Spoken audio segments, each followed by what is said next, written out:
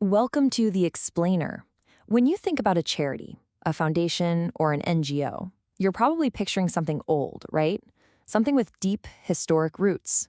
Well, what if I told you that whole image is pretty much wrong? That the nonprofit world as we know it is actually a shockingly recent invention. Today we're going to unpack the really surprising history of these organizations that have this huge, quiet influence on everything. Okay, let's just jump right in with one number that basically flips the whole script. Get this, 90%. 9 out of every 10 U.S. nonprofits were created since 1950. That's not ancient history, that's modern history. We're talking about a massive organizational boom that happened in the span of a single person's life. So what even is a nonprofit? The term itself is, well, it's not simple. It's this messy legal and tax bucket that holds a huge range of different groups. I mean, you've got everything from giants like the Red Cross all the way down to your local community club or a self-help group. And a lot of those smaller groups don't even have to legally incorporate, which just shows you how wild and diverse this whole sector really is. Okay, so this brings us to our first big idea. This is a surprisingly modern sector. And really wrapping your head around that fact that these are recent inventions is the whole key. But before we get into the how and why, let's just take a second to look at how incredibly varied this modern sector is. And I mean, the diversity is just wild. Under this one nonprofit umbrella, you have your 501c3 charities like the Red Cross, where you get a tax deduction. But then you also have 501c4 political groups, fraternal orders like the Masons, churches, veterans organizations, even something as informal as Alcoholics Anonymous. It's like a whole universe of different kinds of groups, all crammed under this one single legal category. All right, Section 2, from clubs to billions. So how did this all happen? The origin story of the modern nonprofit? Well, it starts way back in early America, a time when the whole idea of public versus private was, frankly, a total mess. Yeah, back in colonial times, that line between public and private was almost non-existent. Take a look at colleges like Harvard.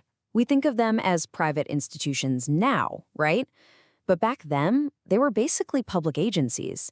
They got public money. Even the idea of volunteering was different. It wasn't always a choice. Building a road, serving in the militia, that was often a required civic duty. It was basically a way of paying your taxes with labor. And this whole environment led to something uniquely American. The French writer Alexis de Tocqueville picked up on it right away when he visited in the 1830s. He said that Americans are always forming groups. Where someone in France would look to the government, or someone in England would look to a nobleman, in the US, you just find a group of regular people who formed an association to get it done themselves. And that impulse became the foundation for everything that followed. Okay, so you have all these little local groups. That's one thing.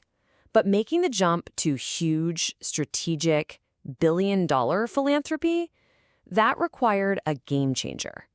And that game changer was Andrew Carnegie, one of the great industrial titans, and his big idea, the gospel of wealth. Now, Carnegie's whole philosophy was pretty radical for its time. He actually hated traditional charity.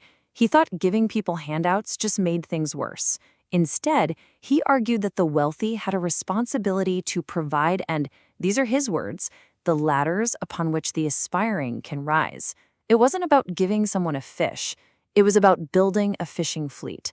The goal was to give people tools, not alms. And he had a whole playbook for it. Step 1, trash traditional charity. Say it just creates dependency. Step 2, get the men of affairs, the big shot business leaders, to use their smarts to fix society's problems. And step 3, and this is the big one, fund institutions, not people. Don't give a man a book, build him a library. Invest in the things that last, like universities and museums, the real infrastructure for a society to improve itself. So Carnegie really lit the fuse for big-time philanthropy. But the massive explosion in the number of nonprofits, well, that wasn't just driven by rich guys. The real gasoline on the fire came from a place you might not expect, the U.S. government itself. And it all came down to a revolution in the tax code. You can see it here. It really kicks off with a New Deal and its high taxes on the rich. But the real turning point was after World War II. That's when the income tax became a thing for almost everybody. And with those high tax rates, the government started using tax deductions as a tool, a loophole really, to actively encourage people to give money to charity. All of a sudden, giving to charity wasn't just a good deed.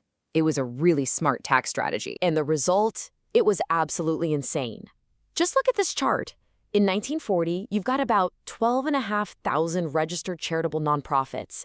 Fast forward to 1980, and it's over 320,000.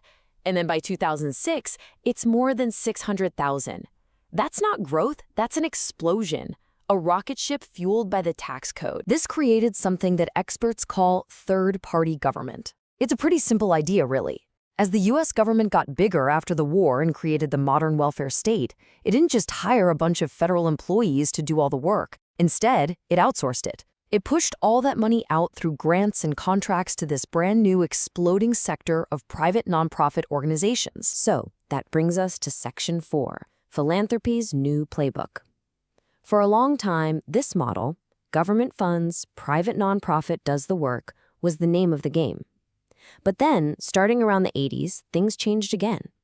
First, because of politics, and then because of a totally new kind of billionaire. Yeah, the political winds shifted in the 1980s. The big buzzwords were privatization and devolution. And for nonprofits, this created a really tough new world.